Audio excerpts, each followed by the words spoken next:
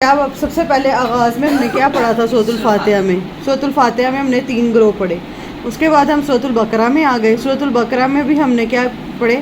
مومنین، متقین کا پڑھا تھا، منافقوں کا پڑھا تھا اور کافروں کا پڑھا تھا. اس کے بعد کیا ہوا تھا؟ نہیں، بنی اسرائیل سے پہلے آدم علیہ السلام کا قصہ آیا تھا. آدم علیہ السلام کو اللہ تعالیٰ نے کیا کیا تھا؟ پیدا کیا تھا. سارا ان کا بتایا کہ کیسے ان کو دنیا میں بھیجا، اور اس کے ساتھ کیا تھا کہ ان کو کیا کیا گیا؟ آزمایا گیا. اور شیطان نے انہیں ورغلا دیا تھا، بہکا دیا تھا. اس کے بعد وہ زمین پہ اتارے گئے. ٹھیک ہے. اس کے بعد اللہ تعالیٰ نے بتا کہ ایک قوم کا ذکر کیا. اس قوم کا نام کیا ہے؟ بنی اسرائیل. آج انشاءاللہ یہ جو آیت نمبر 122 تک بنی اسرائیل کی جو بات ہے وہ مکمل ہو جائے گی. پھر اللہ تعالیٰ نے ایک اس قوم کا بتایا. اس قوم کو بھی اللہ تعالیٰ نے آدم کو اپنی مرضی سے بنایا تھا. ٹھیک ہے، انسان بنایا اللہ تعالیٰ نے.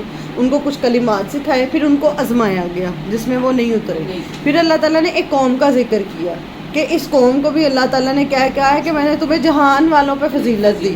ساری قوموں کو چھوڑ کے ان کو چوز کیا گیا. ٹھیک ہے. ان کے لیے کتنی نعمتیں اتاری گئیں، کتنا کچھ ان کو دیا گیا. فرعون سے نجات دی گئی. بعد میں ان کے لیے سارے انعامات کا تھوڑا تھوڑا کر کے ہم پڑھتے آئے ہیں. 140 سے لے کے تقریباً 122 تک انہی کے بارے میں ہی ہم پڑھتے آئے ہیں کہ اللہ تعالیٰ نے ان پہ کتنے انعام کیے. ان کو بھی اللہ تعالیٰ نے آزمایا، لیکن ہر دفعہ آزمائش کے بعد یہ کیا کرتے تھے؟ نافرمانی کرتے. انبیاء کی اولاد بھی تھے اور کتاب اور شریعت بھی دی گئی تھی. ٹھیک ہے. اب اس کے بعد اب اللہ تعالیٰ ہمیں لے کے جائیں گے آگے حضرت ابراہیم علیہ السلام کے واقعے کی طرف. حضرت ابراہیم علیہ السلام کو بھی اللہ تعالیٰ نے کیا کیا تھا؟ آزمایا تھا.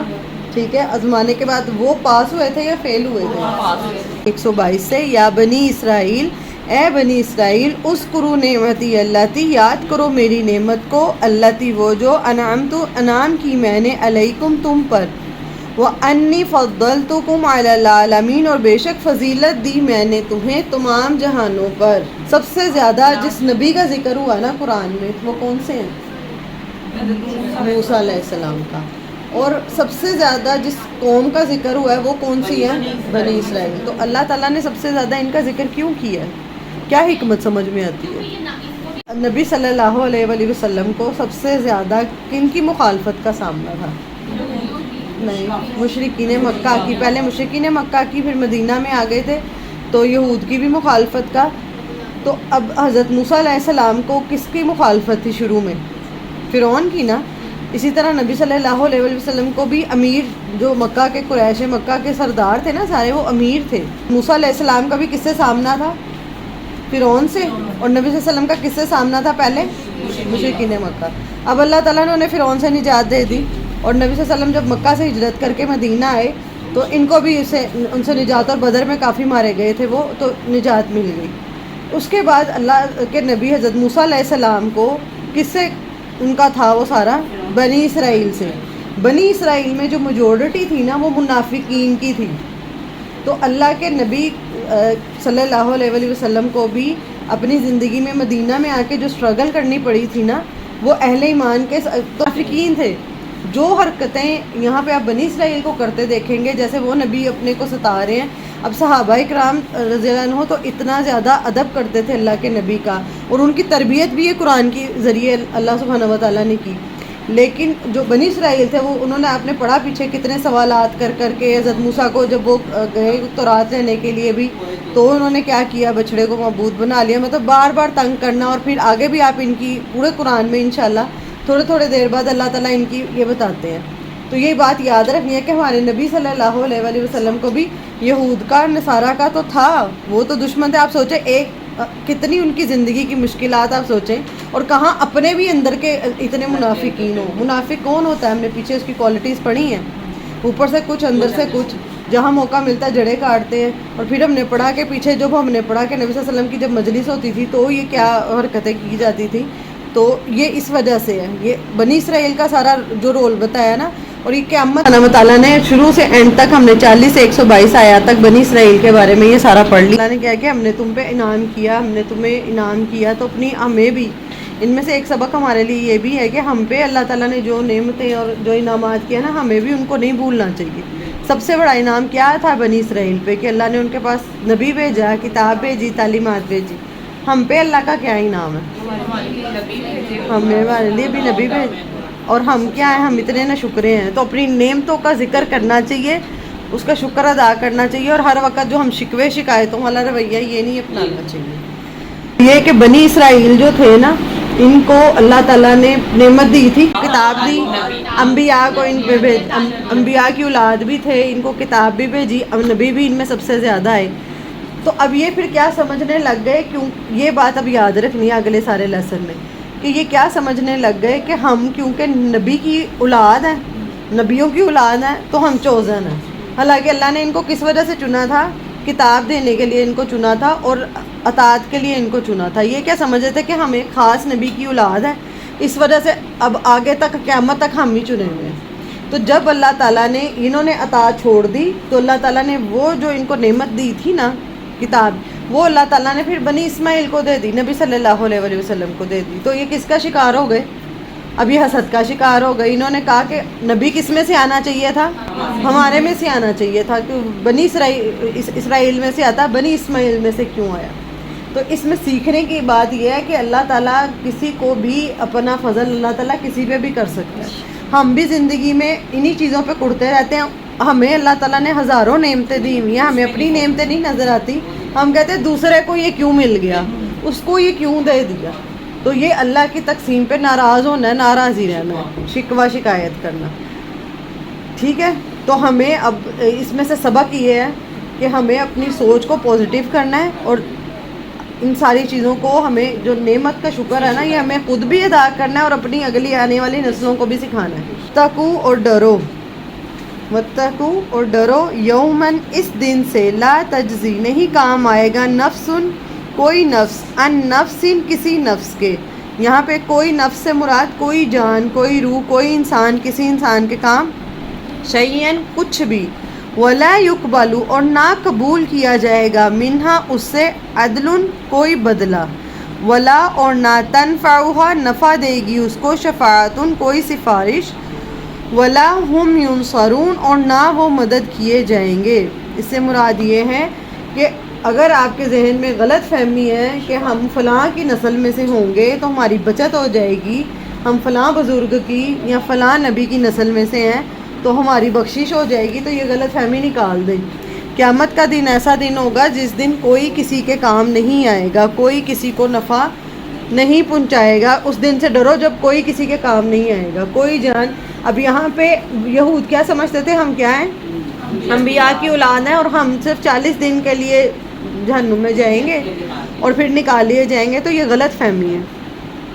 اور نبی اکرم صلی اللہ علیہ وآلہ وسلم حضرت فاطمہ رضی اللہ عنہ کو کہتے تھے کہ میں تمہارے یہ نہ سوچنا کہ تمہارا باپ اللہ کا نبی ہے تو تمہاری بچت ہو جائے گی، اپنے لیے خود اعمال کر لو. اپنی پھپھو کو کہتے تھے صفیہ کو کہ اس وجہ سے کہ میں آپ اللہ کے نبی، آپ کا بھتیجا ہے تو آپ کی بخشش ہو جائے گی، ایسا نہیں ہوگا. تو یہ صرف کسی کی نسل میں سے ہونا. تو آپ ہم بھی کیا کہتے ہیں، ہم فلاں کی جو نسل میں سے ہیں نا، اب جو گدی نشین چلے آ رہے ہیں کہ فلاں بزرگ کی نسل میں سے لوگ اتنی عقیدت رکھتے ہیں.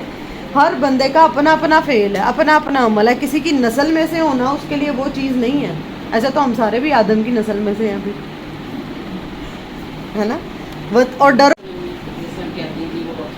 اور نہ نفع دے گی سے کوئی سفارش، کیا کوئی شفاعت نہیں ہوگی کہ ہوگی لیکن ایک وقت کے بعد، ایک لمبے انتظار کے بعد. یہ شفاعت پہ ایک حدیث ہے جس میں ہے کہ انبیاء کے پاس لوگ جائیں گے اور ان سے کہیں گے کہ آپ شفاعت کریں، اور آخر میں نبی اکرم صلی اللہ علیہ وآلہ وسلم شفاعت کریں گے. لیکن کس کی شفاعت کریں گے؟ صرف ان کی جو ان کے طریقے کے مطابق جس نے عمل کیا ہوگا. جس نے عمل نہیں نہ کیا اس کا ان سے کوئی تعلق نہیں ہے، محنت نہیں کی، کوئی اسٹرگل نہیں کی، تو اللہ کے نبی کیوں اس کی شفاعت کریں گے؟ ٹھیک ہے. ولا ہم ینصرون اور نہ وہ مدد کیے جائیں گے.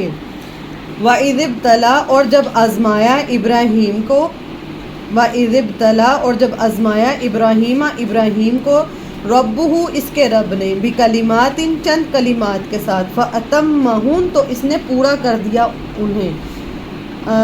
وَإِذِ ابْتَلَى اور آزمایا. بلا کہتے ہیں، بلا کا لکھیں با لام واو روٹ ورڈ ہے. بلا کہتے ہیں ایسی آزمائش جس میں سختی اور مشقت ہو. بات ہو رہی ہے ابراہیم علیہ السلام کی. حضرت ابراہیم علیہ السلام کے بارے میں تو آپ جانتے ہوں گے. کون تھے وہ بتائیں ذرا. حضرت ابراہیم علیہ السلام کو سب سے پہلے اللہ سبحانہ وتعالیٰ کیسے ملے تھے انہیں؟ جب انہوں نے غور و فکر کیا تھا، تدبر کیا تھا زمین آسمان میں، جب سورج کو، چاند کو، ستاروں کو دیکھ کے، پھر انہوں نے کیا کیا تھا؟ حکمت سے اپنے والد سے بات کی تھی. تو ان کے والد نے کیا ان کا ساتھ دی؟ خلاف ہو گئے تھے نا ان کے والد. اس کے بعد کیا ہوا تھا؟ پھر ان کو اس کے وقت ان کے جو والد ہیں انہوں نے پھر کیا تھا؟ ان کو سزا کے طور پہ سب نے آگ میں ڈالا، اور باپ بھی ساتھ شامل تھا آگ میں پھینکنے والوں کے ساتھ. ایک جیسے گھڑا بنایا گیا بہت بڑا، اور جس میں لکڑیاں ڈالنے والے ان کے اپنے والد بھی تھے ان کو آگ میں ڈالنے کے لیے. حضرت ابراہیم علیہ السلام بالکل اکیلے تھے، ٹھیک ہے. اور تو وہ آگ بھڑکائی گئی ان کو آگ میں جلانے کے لیے، لیکن اللہ کے حکم سے آگ جو تھی وہ ٹھنڈی ہو گئی، ٹھیک ہے. پھر انہوں نے اپنے والد سے حکمت سے بات کی کہ ابا جان، سمجھانے کی کوشش کی، لیکن وہ نہیں آئے. اس طرح ان کو جلا وطن کر دیا گیا. وقت گزارا، پھر ایک اور بادشاہ کے ساتھ ان کا سامنا ہوا. پھر اللہ تعالیٰ نے ان کو حضرت ہاجرہ بھی دی. حضرت سارہ ان کی بیوی تھی، پھر حضرت ہاجرہ بھی دی.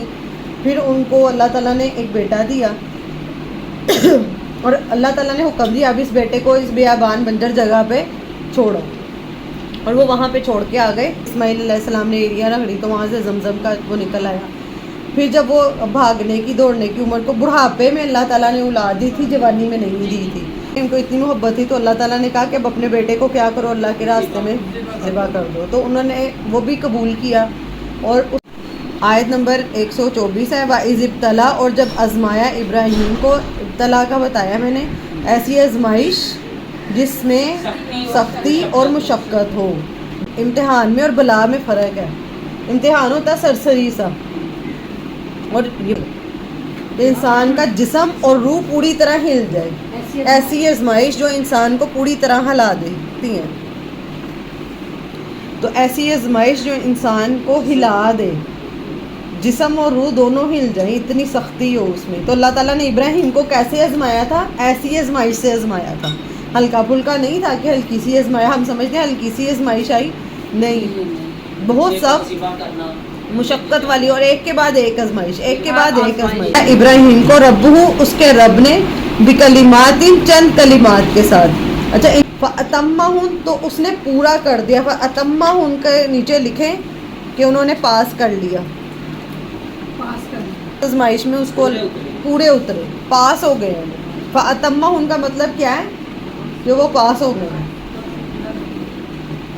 قولا، فرمایا، انی، بے شک میں، جاعلک، بنانے والا ہوں تجھے، للناس، لوگوں کے لیے، امامن، امام. قولا، کہا، ومن ذریتی، اور میری اولاد میں سے. قولا کے نیچے لکھے کس نے کہا؟ ابراہیم نے. لکھیں پہلے قولا کس نے کہا؟ اللہ سبحانہ و تعالیٰ نے. قولا، فرمایا، انی، بے شک میں، جاعلک، بنانے والا ہوں تجھے، للناس، لوگوں کے لیے، امامن، امام. قولا، کہا ابراہیم علیہ السلام نے، ومن ذریتی، اور میری اولاد میں سے. قولا، فرمایا، اس کے نیچے لکھیں اللہ سبحانہ و تعالیٰ نے، لا ینال عہدی، لا ینال عہد ظالمین، نہیں پہنچے گا عہد میرا ظالموں کو.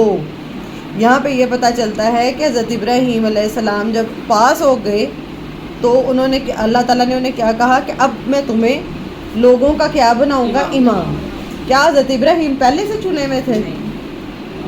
جب بھی کوئی بندہ اطاعت کرتا ہے اور اللہ تعالیٰ جب اسے آزماتے ہیں، یہ جب بھی کسی کی زندگی میں ایسی آزمائش آئے نا جو اسے ہلا دے، تو وہ اس کا لیول اپ کرنے کے لیے ہوتی ہے، اس کو اگلے لیول پہ لے کے آنے کے لیے. آپ آگے جس نبی کا بھی حضرت ایوب کا پڑھیں گے، حضرت ابراہیم کا پڑھیں گے کہ ان کو اس طرح آزمایا گیا کہ جو ان کے جسم اور روح کو ہلا دے، اور اللہ تعالیٰ نے پھر ان کو اگلے لیول پہ لے کے آنا تھا.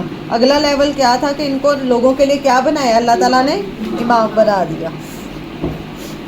اور انہوں نے پھر کیا مانگا؟ انہوں نے اپنی اولاد کے لیے مانگا کہ میری اولاد کے لیے بھی. تو اللہ تعالیٰ نے کیا کہا پھر؟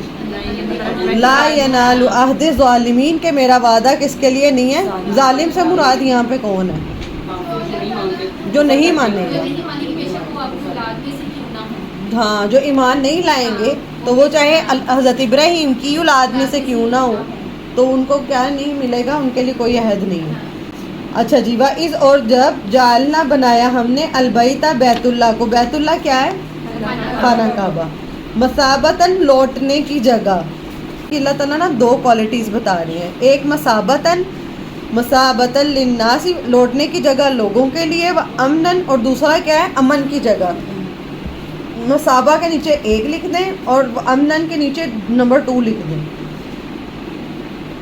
اور جب بنایا ہم نے بیت اللہ کو لوٹنے کی جگہ لوگوں کے لیے، وَأَمْنَ اور امن کی جگہ، اس سے مراد یہ ہے کہ لوٹنے کی جگہ یہ مراد ہے کہ اللہ تعالیٰ نے بیت اللہ میں ایسی کشش رکھ دی کہ جو ایک دفعہ جائے گا بار بار، حالانکہ جگہ تو وہی ہے، ایک دفعہ بھی وہی دیکھا، بار بار بھی وہی دیکھا۔ بنایا ہم نے بیت اللہ کو، کس نے ایسا کیا؟ اس کے لیے اس میں کیا کمال رکھا ہے؟ لوٹنے کی جگہ اللہ تعالیٰ نے اس کو بنایا، اور دوسرا اس کو کیا بنایا؟ امن کی جگہ۔ وہاں پہ جانور کو مارنا ہر چیز کو یہ حرام ہے، اسی لیے اسے مسجد الحرام کہتے ہیں، سمجھے؟ مسجد حرام، کیونکہ وہاں پہ کسی بھی چیز کو اس طرح کسی جانور کو یا کسی بھی چیز کو مارنا کیا ہے؟ حرام ہے۔ اگر کوئی وہاں پہ بیت اللہ کے احاطے میں آ گیا، چاہے وہ کوئی مجرم ہے، تو وہ کس میں آ جائے گا؟ وہ اس میں امن میں آ جائے گا، حفاظت میں آ جائے گا۔ اور جب بنایا ہم نے بیت اللہ کو لوٹنے کی جگہ لوگوں کے لیے، وہ امنا اور امن کی جگہ۔ اب آپ یہ بھی دیکھیں کہ پہلے بیت اللہ، اب تو ہم سمجھ سکتے ہیں اب تو وہاں پہ اتنا سیکیورٹی ہے، سب کچھ ہے، لیکن پہلے تو سیکیورٹی نہیں تھی، پہلے تو بیابان تھا نا، تو وہاں پہ آپ سوچیں کتنے جانور آ سکتے تھے، کتنا کچھ آ سکتا تھا، لیکن وہ اللہ نے اس کو کیا بنا دیا ہے؟ امن کی جگہ بنا دیا ہے۔ وَاتَّخِذُوا اور بنا لو من مقام ابراہیم مصلی، مقام ابراہیم کو مصلی جائے نماز۔ مقام ابراہیم کے اندر ایک پتھر ہے، اس پتھر کے اوپر 2 پاؤں کے اس طرح نشان ہے صرف، ٹھیک ہے؟ اور وہ کس کے پاؤں کے نشان ہے؟ وہ کہتے ہیں کہ حضرت ابراہیم علیہ السلام کے پاؤں کے نشان ہے۔ پہلے کس نے؟ فرشتوں نے نشان لگایا، یہاں پہ آ کے حضرت جبریل علیہ السلام آئے، انہوں نے نشان لگایا۔ سب سے پہلے کس نے بنایا؟ آدم علیہ السلام نے بنایا۔ پھر ان کے بیٹے جو شیش تھے نا، انہوں نے اس کو تھوڑا سا ٹھیک کیا، اچھا کیا، بہتر کیا۔ پھر حضرت نوح علیہ السلام کے دور میں طوفان آیا، تو یہ جو سارا تھا نا، یہ کیا ہو گیا؟ مٹ گیا، صرف آثار رہ گئے۔ پھر اس کو کس نے تعمیر کیا؟ بنیاد پہلے سے یہ بنا ہوا ہے، یہ بنیاد ہے، پھر اس کو اوپر سے تعمیر کس نے کیا؟ ابراہیم علیہ السلام نے کیا، اسماعیل علیہ السلام نے۔ روایات میں آتا ہے کہ وہ پتھر جو تھا وہ اللہ کے حکم سے سیڑھی کا کام اس طرح کرتا تھا کہ وہ اس طرح اور اس طرح، مطلب اگر اوپر پتھر لگا، حضرت ابراہیم پہلے اور اسماعیل پہلے جاتے تھے پتھر توڑتے تھے۔ پہلے آپ سوچیں کہ یہ نہیں تھا، اب تو کتنی ٹیکنالوجی آ گئی ہے پتھر کاٹنے کے لیے، اس کے لیے پہلے اس کو کاٹنا، پھر اس کو شیپ دینا، پھر اس کو اٹھا کے لانا، پھر اس کو لگانا۔ تو یہ وہ تھا جس کے اوپر حضرت ابراہیم کھڑے ہو کے خانہ کعبہ کی اس طرح وہ لگاتے تھے۔ اب ایک بات سمجھ لیں کہ جو اللہ کے دین میں یہ نشانی ہے اس کام کی کہ جو اللہ کے لیے کچھ کرے گا نا، اللہ تعالیٰ اس کے قدموں کے نشان بھی قیامت تک محفوظ کر دے گا۔ اللہ اتنا قدردان ہے، اللہ اتنا قدردان ہے۔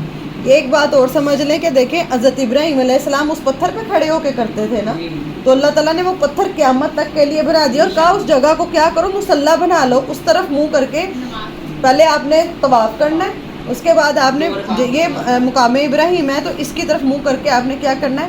نماز پڑھنی ہے۔ اب یہاں سے پاکستانی جاتے ہیں، وہ کیا کرتے ہیں؟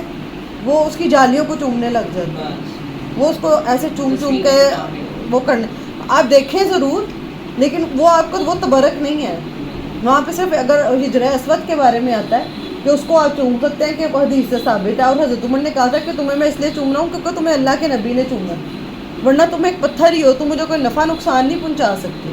تو دور سے بھی کر لیں، ہاں اسٹک سے بھی کیا ہے، دور سے ہاتھ سے بھی کر سکتے ہیں۔ میں کیا ہے مقام ابراہیم کو کیا بنا لو؟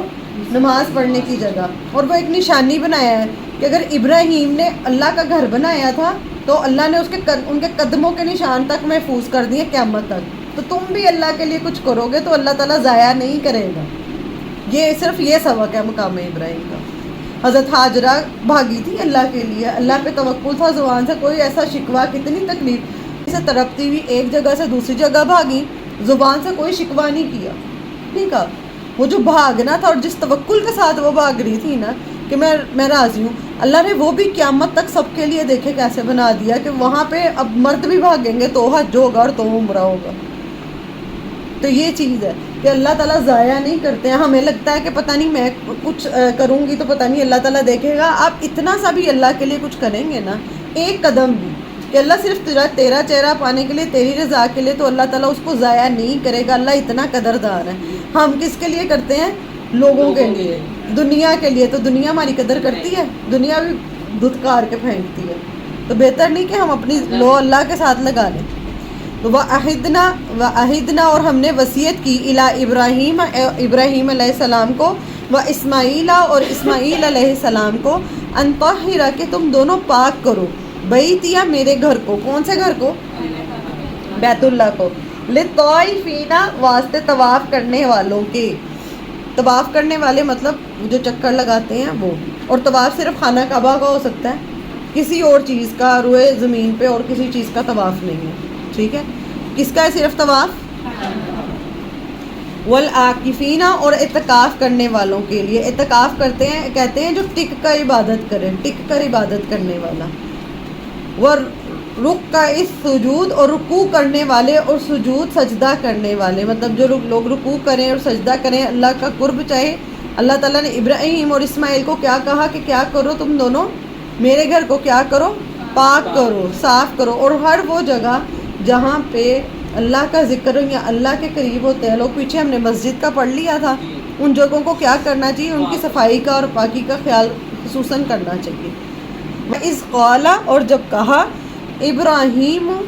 ابراہیم علیہ السلام نے، ربی اے میرے رب، اجعل بنا دے ھذا اسے، بلدن شہر، آمناً امن والا. حضرت ابراہیم علیہ السلام نے یہ دعا کی تھی تو اللہ تعالیٰ نے اس شہر کو کیا کیا؟ امن والا بنا دیا ہے. پہلے حضرت ابراہیم کیا مانگ رہے ہیں کہ اللہ اس شہر کو بنا دے کون سا؟ امن والا. ورزق اور رزق دے، اہلہ اس کے رہنے والوں کو، من الثمرات پھلوں میں سے. مطلب یہ کہ حضرت ابراہیم نے یہاں پہ اب دنیا مانگی ہے، اور دنیا میں کیا مانگا ہے کہ مکہ کو کیا بنا دے تو؟ امن والا شہر بنا دے، اور اس کے رہنے والوں کو کیا دے؟ پھل. کیا اب آپ دیکھیں مکہ میں پھل نہیں اگتا، ٹھیک ہے، لیکن وہاں پہ آپ جائیں تو آپ کو دنیا کا کوئی ایسا پھل نہیں ہوگا جو وہاں پہ نہیں ہوتا.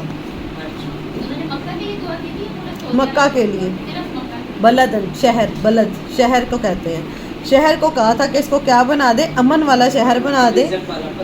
ہاں، اور اس کو اس کے رہنے والوں کو کیا دے؟ پھلوں میں سے. حالانکہ آپ سوچیں ایک بنجر زمین، وہاں پہ کچھ اگتا نہیں ہے، ایک بیابان، ناممکن دعا مانگ رہے ہیں، ناممکن ہے. وہاں پہ کیسے صحرا ہے، بنجر ہے، بیابان ہے، کہہ رہے ہیں اللہ تعالیٰ اس میں سے پھل نہیں، پھلوں میں سے ثمرات، ہر طرح کے پھل دے دے اللہ. یہاں پہ مانگنے والے کی ہم تو مانگتے ہی اتنا تھوڑا تھوڑا ہے، اللہ تھوڑا بہت دے دے، بس یہ کر دے اللہ، بس یہ کر دے. جب آپ بڑا بڑا مانگو گے، حضرت ابراہیم نے مانگا نا، اللہ تعالیٰ نے دی ہے. دنیا مانگی ہے، اللہ نے دی ہے نا. دنیا مانگنا برا نہیں ہے، لیکن جائز مانگنا چاہیے، جائز مانگنا. ٹھیک ہے؟ اس میں انہوں نے کیا مانگی ہے؟ دو چیزیں مانگی ہیں. اس شہر کو کیا بنا دے؟ امن. مطلب یہاں پہ جانور، بھیڑیے اور وہ دیگر صحرا کے کتنے جانور ہوتے ہیں اور کتنے وہ نہ ہو. اب آپ میں سے جو گیا وہ سمجھ سکتا ہے کہ وہ کتنا پرسکون اور کتنا امن والا ہے. اور رزق دے اس کو پھلوں میں سے. اب وہ دعا قبول ہوئی ہے. ٹھیک ہے؟ کیا آپ سوچیں کہ اس وقت حضرت ابراہیم کے دور میں تو نہیں قبول ہوئی ہے. ٹھیک ہے؟ یہ کب قبول ہوئی ہیں؟ اب جا کے یہ قبول ہو رہی ہیں. اور وہ کیا کہ وہاں پہ کسی قسم کے پھلوں کی کمی نہیں ہے. اپنے لیے نہیں نا، انہوں نے دنیا تو مانگی بھی اپنے لیے نہیں، انہوں نے آگے اگلی نسلوں کے لیے. وہ آگے آئے گا نا. اور آگے کیا کہا ہے؟ اگلی حکمت دیکھیں، من آمن منہم باللہ والیوم الآخر، جو کوئی ایمان لائے ان میں سے اللہ پر اور آخری دن پر. ٹھیک ہے؟ کہ اس میں رہنے والوں کو دے پھلوں میں سے. جو کوئی اب کیا کہا پیچھے، اللہ تعالیٰ نے کہا تھا میرا وعدہ کس کے لیے نہیں ہے. انہوں نے کیا کہا تھا کہ میری اولاد کو چن لے. انہوں نے کہا تھا میری اولاد کو چن لو. تو اللہ تعالیٰ نے کہا تھا اللہ ینال عہد الظالمین، ظالموں کے لیے کوئی. تو سمجھداری دیکھیں یہاں پہ ساتھ ہی کہہ دیا ہے کہ ٹھیک ہے ظالموں کے لیے نہیں، لیکن جو ایمان لائے اللہ اور آخرت پر اللہ تعالیٰ انہیں تو دے دینا. اتنے سمجھدار تھے کہ انہیں پتا تھا کہ میں نے اب دعا کیسے مانگنی ہے، کہ اب اللہ تعالیٰ نے کہا ہے کہ ظالموں کے لیے نہیں ہے. تو انہوں نے کیا کہا کہ اللہ تعالیٰ جو ماننے والے ہیں ان کو تو دے دو نا، کہ جو ایمان لائیں گے آپ پہ اور آخر نہ دے، جو باقی نہیں مانیں گے انہیں مت دیں آپ. ٹھیک ہے. قالا فرمایا، ومن کفرا اور جس نے کفر کیا. فرمایا کس نے؟ اللہ سبحانہ و تعالیٰ نے. اور جس نے کفر کیا فَأُمَتِّعُهُ میں فائدہ دوں گا اسے، قلیلا تھوڑا سا، ثم پھر اضطرہ میں مجبور کر دوں گا اسے الی عذاب النار آگ کے عذاب کی طرف. وبئس المصیر اور وہ کتنی بری جگہ ہے لوٹنے کے لیے.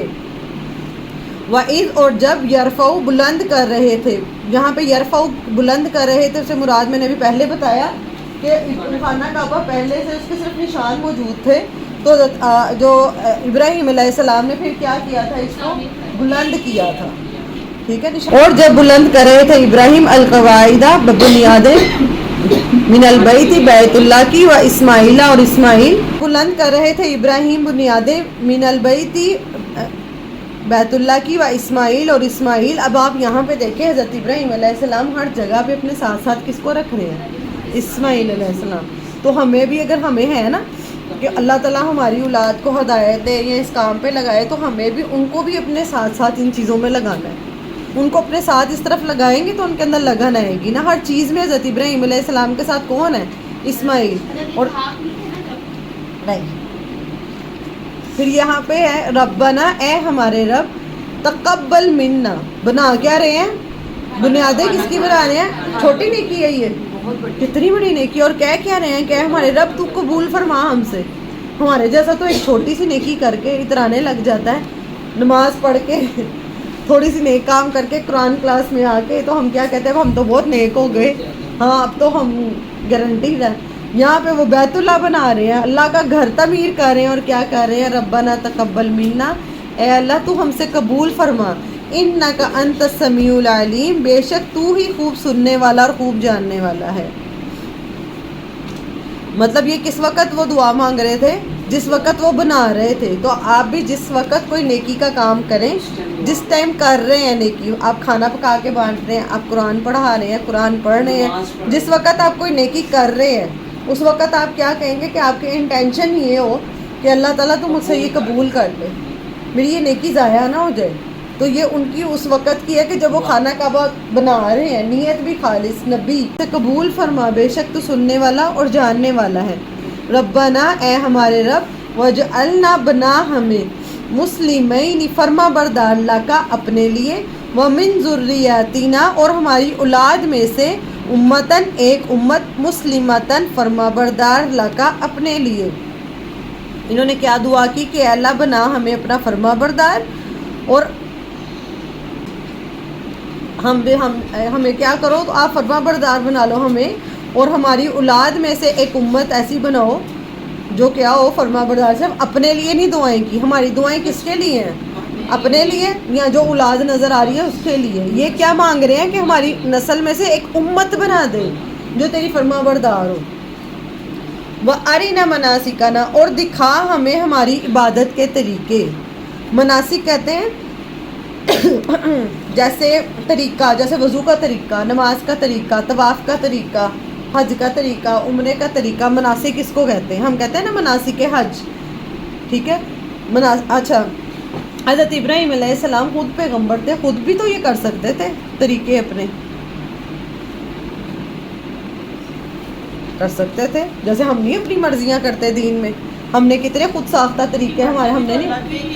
لیکن یہ سمجھداری ان کی، میں صرف یہ سمجھانا چاہ رہی ہوں کہ وہ اتنے سمجھدار تھے، وہ چاہتے تھے وہ خود یہ عبادت اور یہ سارے طریقے بنا لیتے. تو انہوں نے کیا کہا کہ اللہ تعالیٰ ہمیں کیا کر کے ہمیں آپ سکھائیں، ہمیں، کیونکہ جو رب سکھائے گا ہم وہ فالو کریں گے. یہ ان کی دعا تھی، اور کہ وہ ہمیں اللہ تعالیٰ آپ گائیڈ کریں کہ ہم نے کیسے کرنا ہے. اور ہم کیا کرتے ہیں؟ ہمیں پورا دین، شریعت، سارا کچھ ملا ہوا ہے، اس کے باوجود ہم اپنے طریقے ایجاد کر رہے ہیں. ہم نے اپنے وظیفے نکالنے میں، اپنے طریقے نکالنے میں، یہ وظیفہ اتنی دفعہ پڑھ لو، یہ طریقہ ہے. وضو کے عجیب و غریب طریقے نکالنے میں لوگوں نے 7 دفعہ ایسے کر لو، پتہ نہیں کیا کیا نکالا ہوا ہے. ہر چیز میں نمازیں، جو نماز سنت کی اللہ کے نبی نے سکھائی ہے اس کو چھوڑ کے پتہ نہیں کون سی نمازیں ایجاد کر لی ہیں. تو یہ حضرت پیغمبر ہیں، اور اللہ کے نبی ہیں، اور وہ کیا کہہ رہے ہیں کہ اللہ ہمیں دکھا ہماری عبادت کے طریقے، وَتُبْ عَلَيْنَا، اور مہربان ہو ہم پر، إِنَّكَ أَنْتَ التَّوَّابُ الرَّحِيمُ، بے شک تو ہی توبہ قبول کرنے والا اور نہایت رحم کرنے والا ہے۔ اس سے کیا مراد ہے؟ اینڈ پہ جو آخری صفت آتی ہے نا اللہ تعالیٰ کے نام کی، ان کا پوری آیت کے ساتھ لنک ہوتا ہے۔ اب یہاں پہ اللہ تعالیٰ نے یہاں پہ کہا ہے حضرت ابراہیم نے کہ بے شک تو ہی بہت توبہ قبول کرنے والا اور نہایت رحم کرنے والا ہے۔ مطلب یہ ہے کہ کتنی بھی نیکی کر لیں، اینڈ پہ توبہ کی ضرورت پھر بھی ہمیں رہنی ہے، کمی کوتاہیاں ہونی ہیں، تو کیا کرنا؟ یہاں پہ اب دیکھیں کہا ہے کہ اللہ تعالیٰ ہمیں ہماری عبادت کے طریقے سکھا اور ہم پر رحم کر، اس عبادت کے طریقوں میں جو ہم سے کمی بیشی ہو جائے گی اس سے تو درگزر فرمانا، اور ہم بے شک تو ہی توبہ قبول کرنے والا بہت مہربان ہے۔ ربنا، اے ہمارے رب، وابعث، مبعوث فرما، فیہم، ان میں، رسولاً، ایک رسول۔ اب یہاں پہ کون دعا کر رہا ہے؟ حضرت ابراہیم علیہ السلام دعا کر رہے ہیں، اے ہمارے رب مبعوث فرما ان میں، رسولاً، ایک رسول، منہم، انہی میں سے، یتلو، وہ تلاوت کرے، علیہم، ان پر، آیاتی کا، تیری آیات کی، وَيُعَلِّمُهُمُ الْكِتَابَ، اور وہ تعلیم دے انہیں کتاب، والحکمہ، اور حکمت کی، وَيُزَكِّيهِمْ، اور وہ تزکیہ کرے ان کا، إِنَّكَ أَنْتَ الْعَزِيزُ الْحَكِيمُ، بے شک تو بہت زبردست، بہت حکمت والا ہے۔ اب یہاں پہ حضرت ابراہیم علیہ السلام اس وقت میں دعا مانگ رہے ہیں، اور وہ قبول کتنے سالوں بعد؟ حضرت ابراہیم علیہ السلام، پھر ساری بنی اسرائیل چلی، حضرت موسیٰ علیہ السلام کی قوم آئی، پھر عیسیٰ علیہ السلام آئے، پھر بنی اسماعیل میں سے نبی صلی اللہ علیہ وسلم آئی، تو کتنا زیادہ گیپ بنتا ہے نا۔ تو کہاں حضرت ابراہیم علیہ السلام نے مکہ میں کھڑے ہو کے دعا کی تھی، کس کے لیے؟ کہ ایک رسول بھیج دے، تو نبی، اور دعا کتنی دیر بعد قبول ہوئی؟ ہم کہتے ہیں ادھر میں نے دعا کی ہے، رات کو کی ہے، صبح قبول ہو جائے، اور پھر ہماری تو دعائیں سنتا ہی نہیں، ہماری تو دعائیں قبول ہی نہیں ہوتی۔ اصل میں ہماری دعائیں کیا ہیں؟ دنیا دنیا دنیا۔ حضرت ابراہیم علیہ السلام سے یہ دیکھیں، اور ہم جو حضرت نبی صلی اللہ علیہ وسلم کی امت بھی جو بھی ہے، وہ اصل میں دعا کس کی ہے؟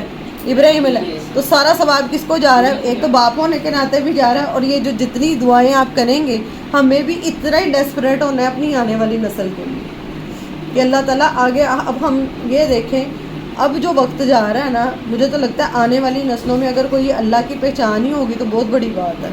جتنا ہم نے اس کتاب کو پیچھے پھینکا ہوا ہے نا، جتنا دور ہیں ہم، بہت مشکل ہی ہے کہ اگلے آنے والی نسلیں شاید مسلمان بھی رہے ہماری۔ اللہ کرے اللہ تعالیٰ ان سے بہترین دین کا کام لے، لیکن ہمیں محنت کرنے کی ضرورت ہے اس پہ۔ حضرت ابراہیم علیہ السلام خود محنت کر رہے ہیں، حضرت ابراہیم کیا محنت دیکھیں، پھر وہ یہ دعا کر رہے ہیں۔ اچھا ہم لوگ محنت بھی نہیں کرتے اور ویسے دعا کری جائیں گے، خود ناچ گانے میں اور ان چیزوں میں زیادہ پسند کرتے ہیں، اور کہیں گے نہیں بس بچے نیک ہو جائیں۔ بچے کیسے نیک ہو جائیں گے بھائی؟ جب آپ جو ہیں وہی بچے ہوں گے نا، آپ کو جو پسند ہے بچے بھی وہی پسند کریں گے۔ ایسے ہے نا ڈبل سٹینڈرڈ۔ اب خود جو مرضی کرنا چاہتے ہیں، خود چاہے فلمیں دیکھیں، چاہے غلط کام کریں، چاہے حرام کھائیں، لیکن بچوں کے لیے ہم کیا چاہتے ہیں؟ بڑے بڑے نیک بچے ہو جائیں۔ وہ کیسے ہو جائیں گے؟ وہ جب بالکل۔ تو یہاں پہ انہوں نے دعا کی تھی کس کے لیے؟ رسولن کے نیچے لکھیں ایک معلم یا نبی صلی اللہ علیہ وسلم۔ پہلے دنیا مانگی تھی حضرت ابراہیم علیہ السلام نے۔ کیا دنیا میں کیا مانگا تھا؟ مکے کو کیا بنا دے؟ امن کا جگہ اور پھلوں کا رزق دے۔ اب یہاں پہ حضرت ابراہیم دین مانگ رہے ہیں، اور دین میں کیا مانگا ہے کہ ایک رسول بھیج دے ان میں سے جو تلاوت کرے آیاتی کا۔ آیات سے مراد کیا ہوتا ہے؟ میں نے بتایا کتنی دفعہ، آیات کتنی طرح کی ہوتی ہیں؟ دو۔ کون کون سی؟ کونی اور شرعی، کائنات کی بھی اور قرآن کی بھی۔ مطلب یہ ہے کہ ان دونوں کی وہ کیا کرے؟ تلاوت کرے، اور وہ تعلیم دے انہیں کتاب کی۔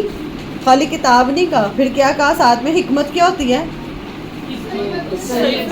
ہاں، صحیح وقت میں صحیح فیصلہ کرنا بھی نہیں آئے۔ وَيُزَكِّيهِمْ، اور تزکیہ کرے ان کا۔ تزکیہ کہتے ہیں ایسی باتیں جو دل کو پاک کریں، ایسی تزکیہ ہو، ایسی چیزیں جو ہمارے دل کو پاک کرے، جو آپ کے ایمان کو ایسے نشوونما دے۔ مطلب یہ ہے کہ جب آپ قرآن کے ساتھ جڑیں گے، آپ کو حکمت بھی آ جائے گی، آپ کو تزکیہ بھی آئے گا، آپ کو کیا آ جائے گا؟ جب تدبر کرنا آئے گا نا، تو اللہ تعالیٰ یہ سب کچھ آپ کو دے دیں گے۔ ٹھیک ہے؟ آپ نے محسوس کی ہے یہ چیز؟ جب آپ اللہ کی کتاب کے ساتھ جڑتے ہیں تو اللہ تعالیٰ آپ کو حکمت بھی دیتا ہے، آپ کا ایمان کا یہ تزکیہ بھی ہمارا ہوتا ہے۔ یہ کتاب ایسی اللہ تعالیٰ نے دی پھر ان کی دعا سے۔ انَّکَ، بے شک تو، انتا تو ہی العزیز الحکیم، بہت زبردست ہے اور خوب حکمت والا ہے. اور یہ عزیز الحکیم کیوں آیا ہے؟ یہ صفت یہاں پہ کیوں آئی ہے کہ جو بھی اس کتاب کے ساتھ جڑے گا، جو بھی ایسا کرے گا تو اللہ تعالیٰ اس کے لیے اس کے ساتھ کیا کرے گا؟ عزیز سے مراد کیا ہے؟ وہ زبردست بھی رہے گا، عزت بھی اسے ملے گی، اور حکیم جو اسے پڑھے گا اسے اللہ تعالیٰ حکمت بھی دے